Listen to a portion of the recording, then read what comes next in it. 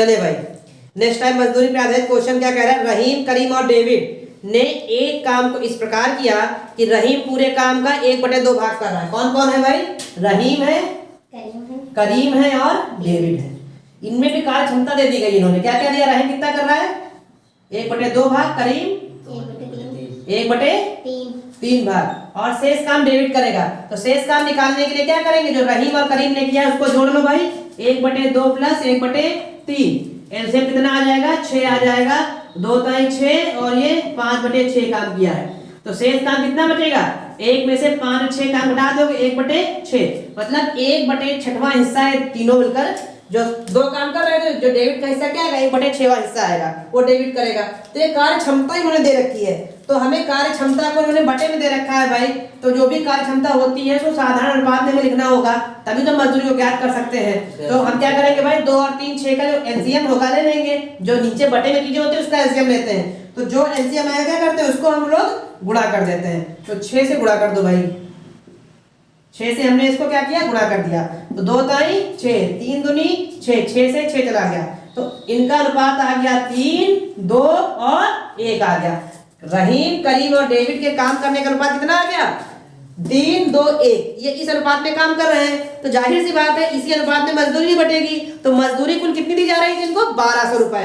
तो 1200 रुपए मजदूरी दी जा रही थी। तो रहीम, करीम, डेविड 3, 2, 5, 1, 6 की वैल्यू कितनी है? 1200। 1 की वैल्यू कितनी आ गई? 200 रुपए। अब चाहे तुमसे रहीम का पूछे, चाहे करीम का पूछे, चाहे डेविड का पूछे, आप कर सकते हो। कितना आ जाएगा? 3 दूनी 600, ये 400 और ये 200। तुमसे किसी का भी पूछेंगे आप कर सकते हो। इस क्वेश्चन को करने में आपको समय लगना चाहिए मुश्किल से 10 से 15 सेकंड का, इससे ऊपर का टाइम नहीं लगना चाहिए। जहां समझाना था तुमको तो टाइम लग रहा है, वरना इस क्वेश्चन को हम बहुत स्पीड में करना होगा। क्या करते हैं भाई? एक बार फिर देख लेंगे। रहीम 1/2 हिस्सा कर रहा था, करीम 1/3 हिस्सा कर रहा था।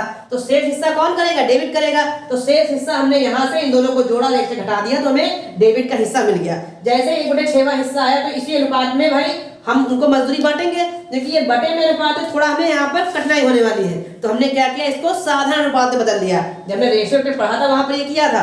तो जो भी नीचे बटे में दिया होता है, नीचे वाले नंबर का एलसीएम लेते हैं, हमने गुणा कर देते हैं। तो हमें साधारण अनुपात 3:2:1 मिल गया।